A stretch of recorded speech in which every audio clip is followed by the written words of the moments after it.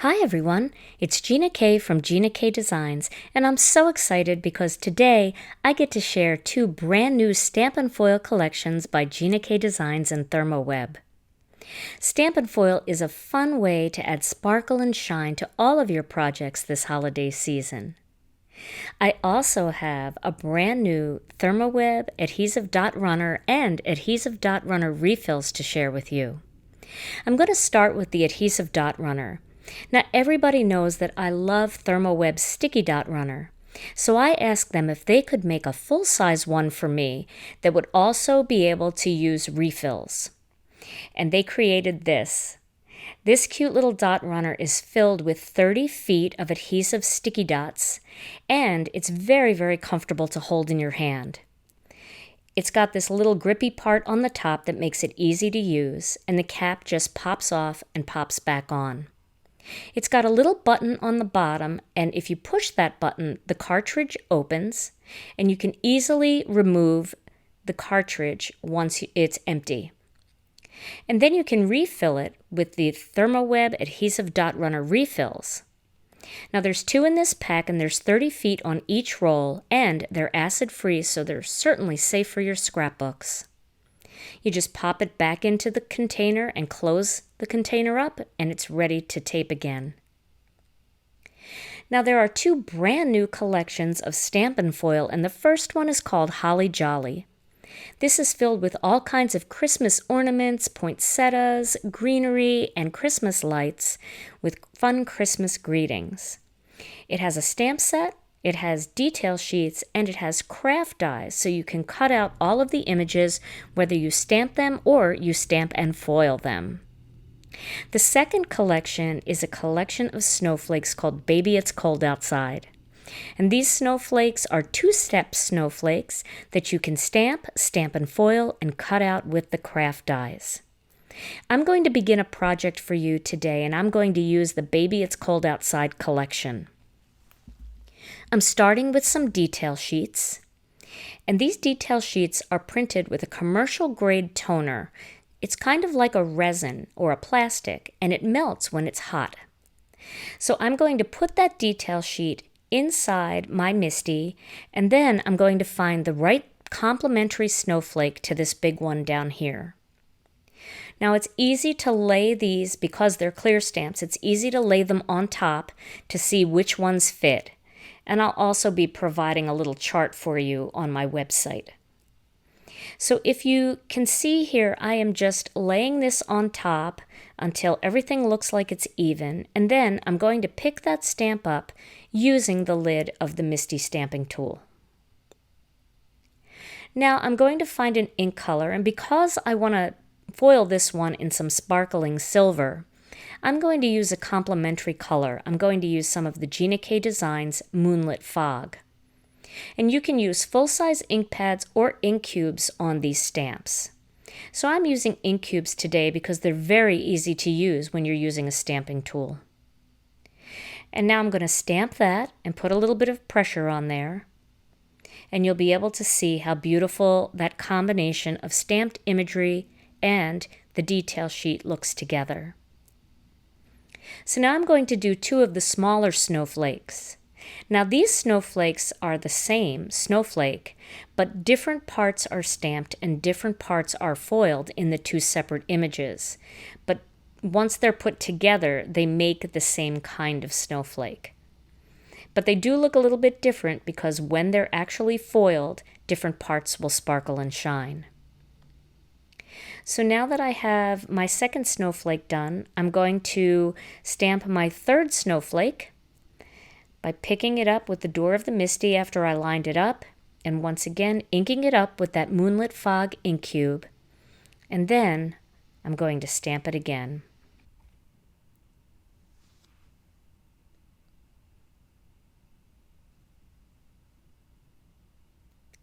Now you can see these snowflakes are the same, but like I said, different parts of them are stamped and different parts are ready to be foiled.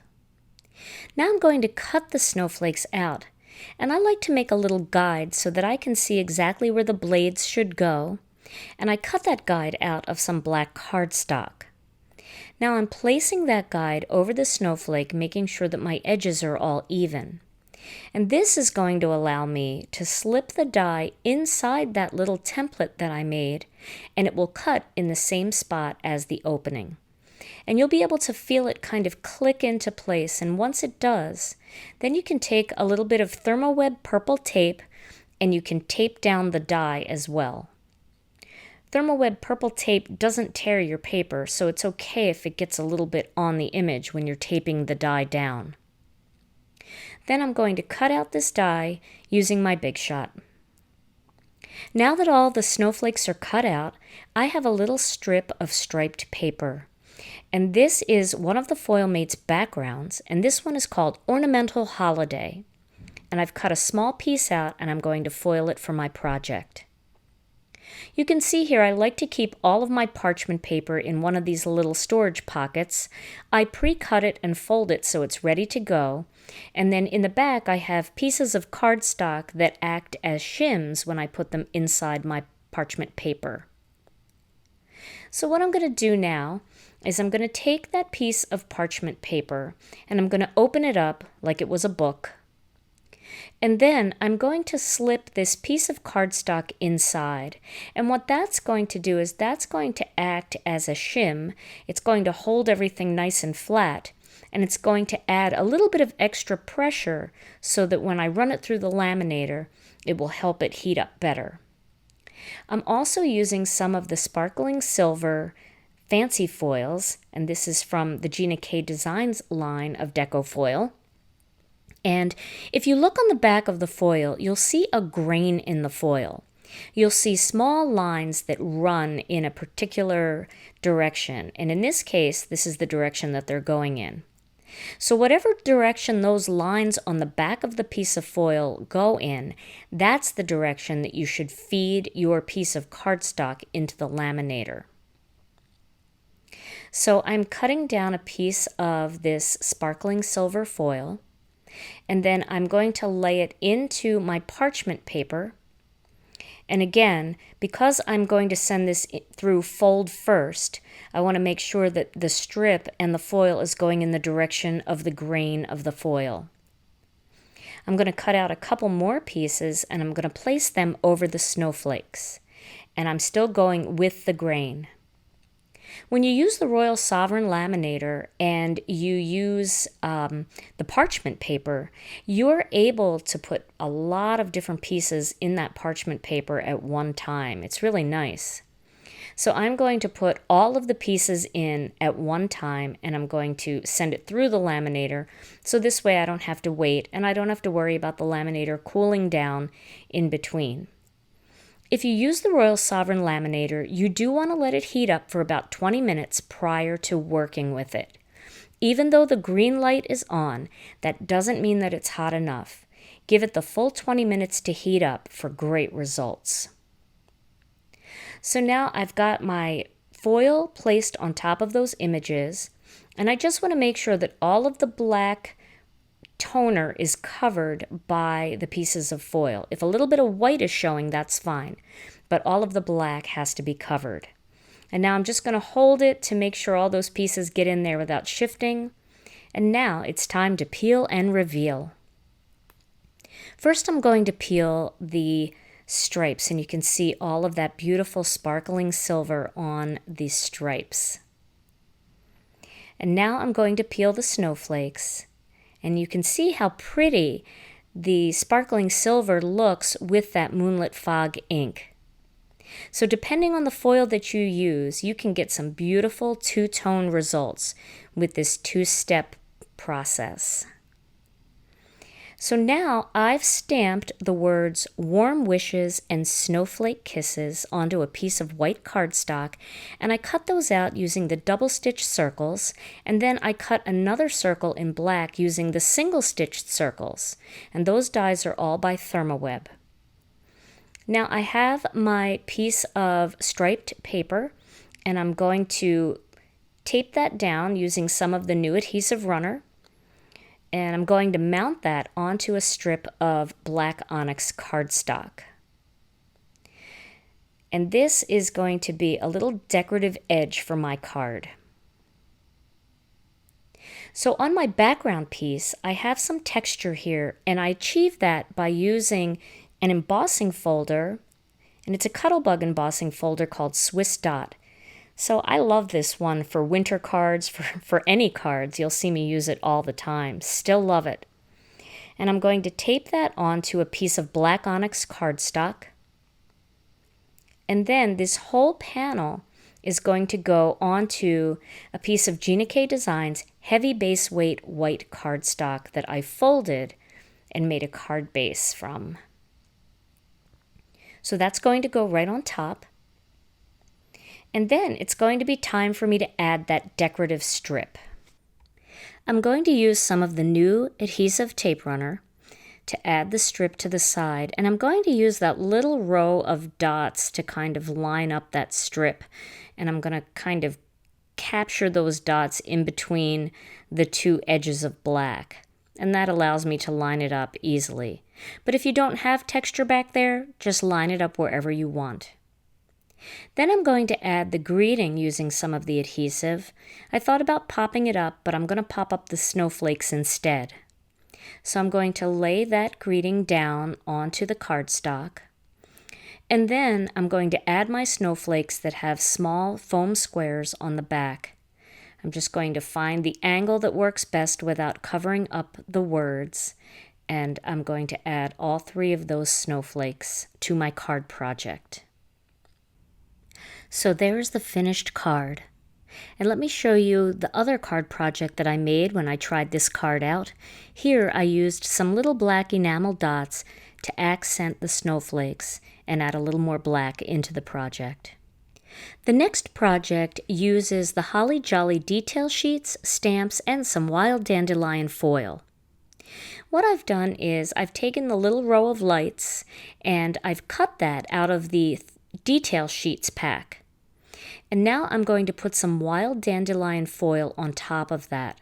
So I'm going to slip that into that parchment paper sandwich that I used before. And then I'm going to feed this through the laminator fold side first. Now once that goes through, that's going to leave behind a row of lights that's ready for bulbs. So I'm going to peel this now, and you're going to see all of this beautiful golden shine.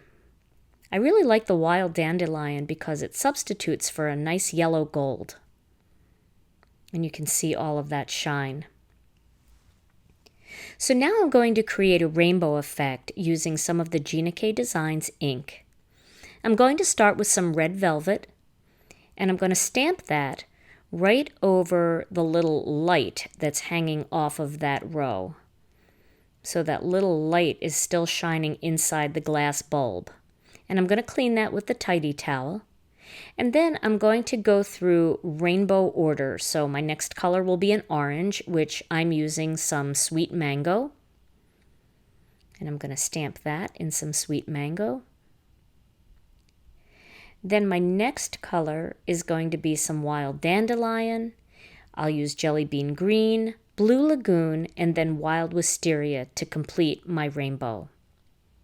Now there are 2 little ones on either side that aren't full lights, but I still want to stamp them, even though I'll be stamping most of it off the paper because I want it to look complete.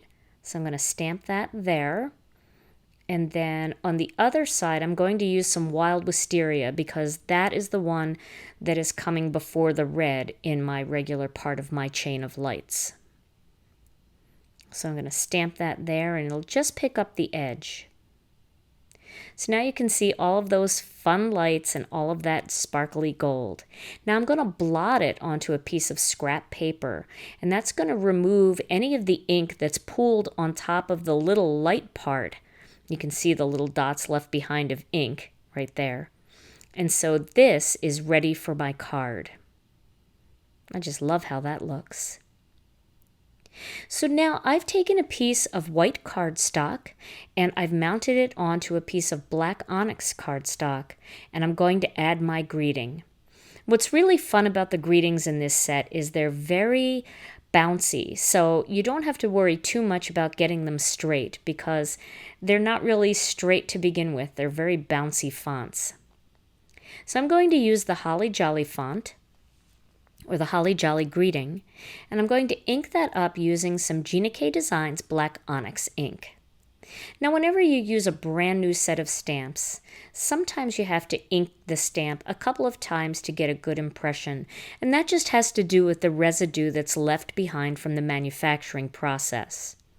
So sometimes I'll just ink it off onto a scrap piece of paper a couple of times. But when I'm using my MISTI and I'm using this stamp for the first time and I want to stamp it again, it's not going to move. So I can just go ahead and ink up that stamp a second time and stamp it again to get a good impression. And once I've used this stamp a few times, I won't have to do that anymore. So now I'm going to use some of the new Adhesive Tape Runner, which I have on the back here, and I'm going to add this decorative strip of lights going across the top of this card panel. And I just love how fun and graphic and clean this card is. Now I'm going to add a little more adhesive on the back, and then I'm going to mount that onto a piece of red velvet cardstock. And that's what I made my card base out of. And that matches the little red bulb in that chain of lights. So there is a clean and simple project using the Holly Jolly StampnFoil collection. I hope you've enjoyed today's Stamp TV video. Both holiday collections of StampnFoil are now available at ThermOWeb.com, GinaKDesigns.com, brick and mortar and online stores near you. Thanks so much for watching, and I'll see you again soon on Stamp TV.